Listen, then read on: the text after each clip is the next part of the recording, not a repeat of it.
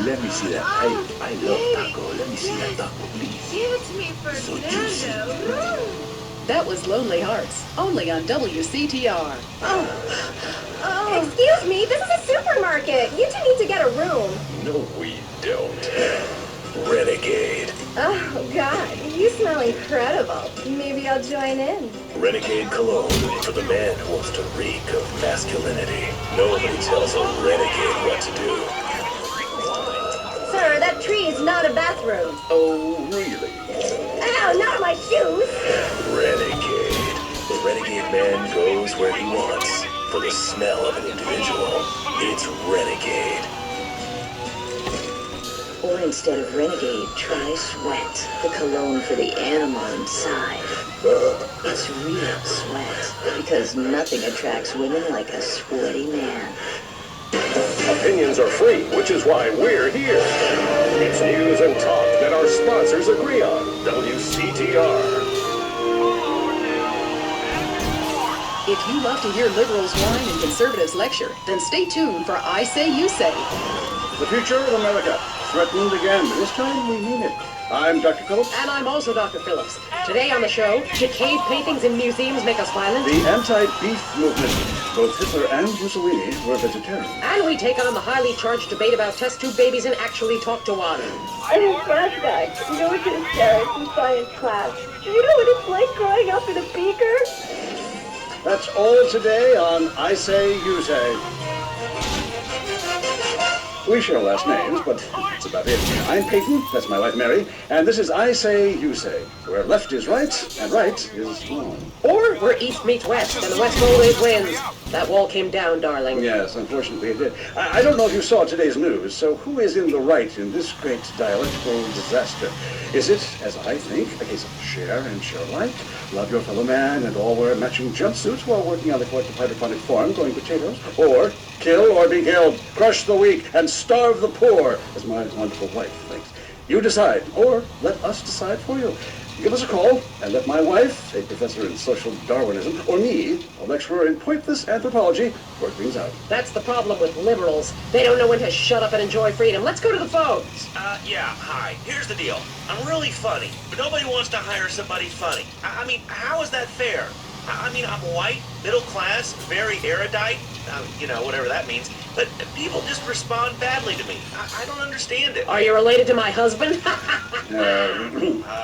I don't think so. I hope not. Have you got a question about politics? Yeah, sure. I know a lot about politics. Hey, can I do your job? You know, I used to be on the radio back in the day. Even my husband can't do his job, you strange, pathetic little sap. Let's have a real caller, please. Hi, my name is Michelle. I'm a first-time caller to the show. I wanted to know what you guys thought about the proposition to ban smoking. Well, this is a simple issue. Smoking. Democracy at work again in our state. Seems like a good thing when you first look at it, but democracy only works when you agree with it. Then it's best to favor a totalitarian state. I'm not sure about this one. I think smoking is an invasion of my body, and I've always wanted to shoot people. I'm right behind the proposition.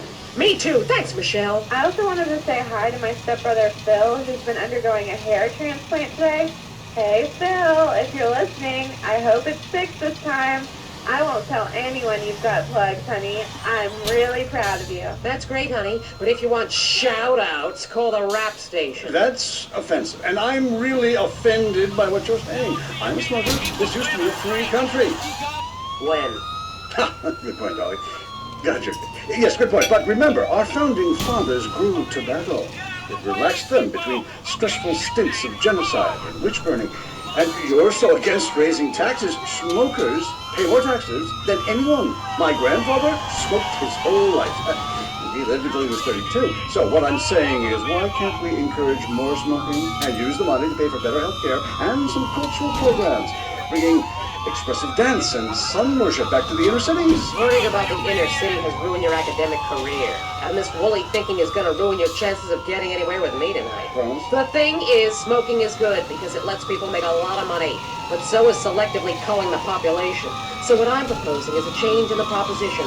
Let people smoke, but make cigarettes much cheaper and force everyone to smoke. That way we weed out the weak, make a lot of money in tax, and keep our national heritage intact. Line 2, you're on I Say, You Say. Hi, I listen every time to your show. Really made me think about the world a whole new way. I moved out of the city because it sucks. Now I live in a compound surrounded by barbed wire and shoot and kill anyone I don't recognize on my land. Just want to say thank you. That's some quality broadcasting. Yeah, thanks. That makes me feel a lot better about myself. Have you got a question? Yeah, I got corpses from 15 illegal immigrants in my yard. I killed them all myself with my bare hands. Can I get a tax break for all this unpaid work? Good question. I would certainly hope so. Ask your accountant if you can register them as dependents. Then hide most of your net worth offshore in a complex money laundering system designed to support the drugs trade. Then you can pay virtually no taxes and complain about how awful you think the whole country is, knowing you're doing as little as possible to help. Cool, thanks. That's good advice. I'm appalled at you, Mary Phillips.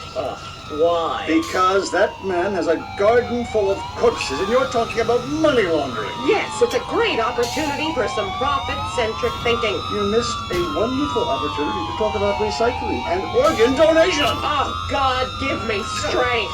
I married a fool. I married a fool. You know, when we first met, Peyton, I thought you were so glamorous with your long hair and big ideas. You were studying for a PhD in cultural ceramic history or cross-cultural underwear or something, and I was very young. Very foolish. Now I see you for what you are. And what's that exactly? An intellectual cesspit.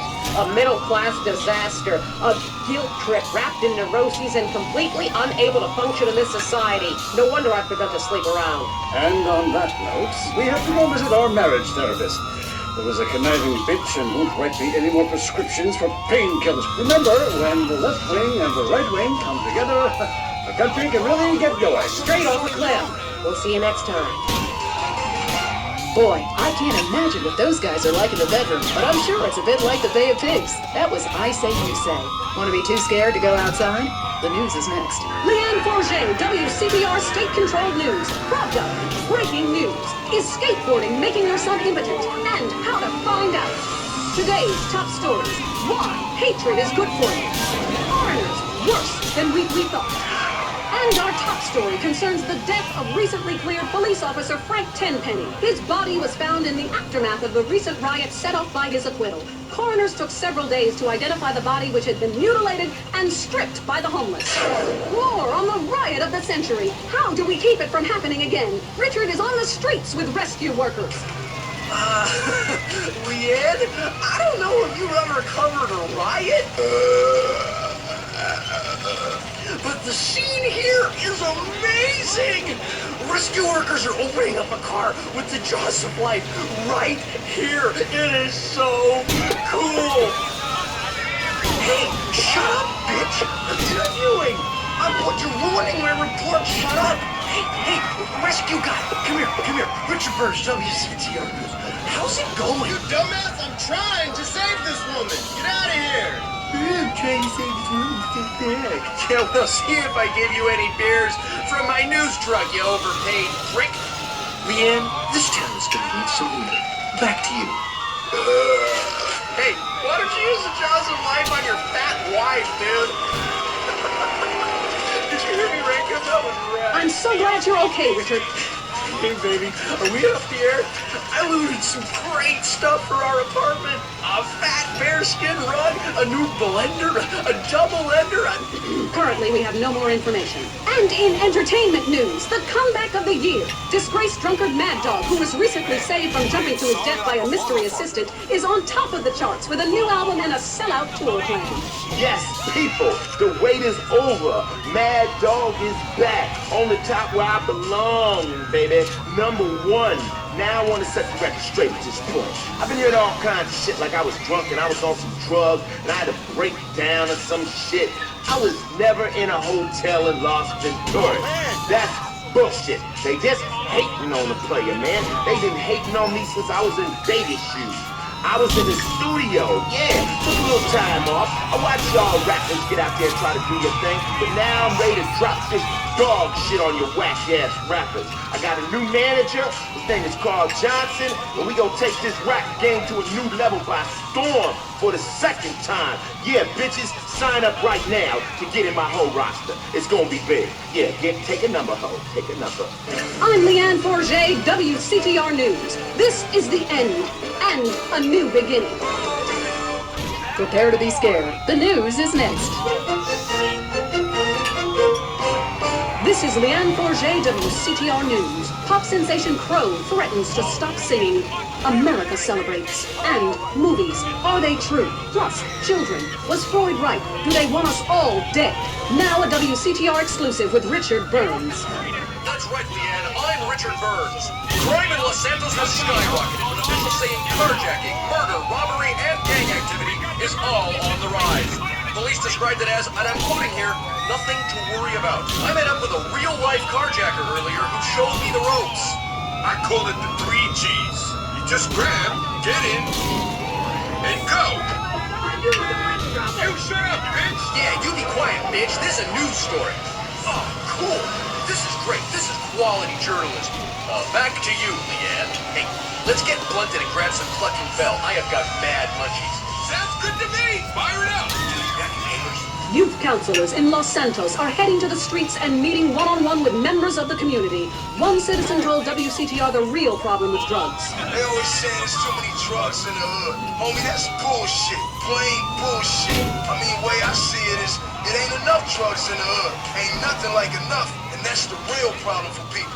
Police still have no leads in the tragic murder of Officer Ralph Pendlebury, whose body was found recently. Pendlebury worked for Internal Affairs. It was believed he was close to uncovering a huge corruption ring within the LSPD. A police spokesman denied the story. A San Fierro man is suing the Renaissance Fair for selling him replica weaponry, which he blames for a string of murders. Richard caught up with him. I purchased a working catapult at the Renaissance Fair, and after a fight with my insurance salesman over my DWI, I began lobbing balls of fire at his house and burnt down an entire neighborhood. It's inexcusable. The manufacturers will pay. Give me some money. Come on, give me some money. It's their fault. What kind of a person sells a catapult without putting a very clear warning on the side? I don't want to work very hard, so I've hired a lawyer. I'm gonna be rich. Seems fair enough to me. I'm Leanne Forget. That was the news. Be safe out there. Coming up next, the most mind-numbing thing since the lobotomy. Entertaining America. This week on Entertaining America, Richard Godwin, one man's triumphant return to cock.